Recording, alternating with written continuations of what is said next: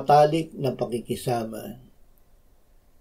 Hindi na magtuturo ang bawat isa sa kanyang kapwa o ang bawat isa sa kanyang kapatid na nagsasabi, kilalanin ninyo ang Panginoon, sapagkat makikilala nila akong lahat mula sa pinakamaliit sa kanila hanggang sa pinakadakila, sabi ng Panginoon, sapagkat patatawarin ko ang kanilang kasamaan at hindi ko na aalalahanin ang kanilang kasalanan.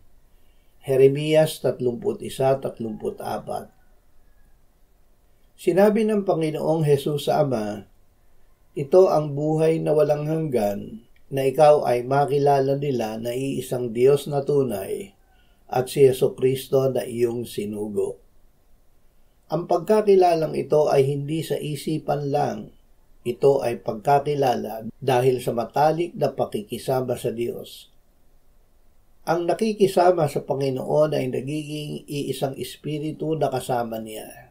Dahil tayo ay pinatawad at ginawang banal ng Diyos, tayo ngayon ay may pakikisama sa Kanya at sa Kanyang anak na si Jesus. Ama, panatilihin mo kaming kaisa mo, nakahiwalay tangi sa iyo, sa pamamagitan ni Kristo na namatay para sa aming kasalanan at ngayon ay nabubuhay at nananahan sa amin. Amen.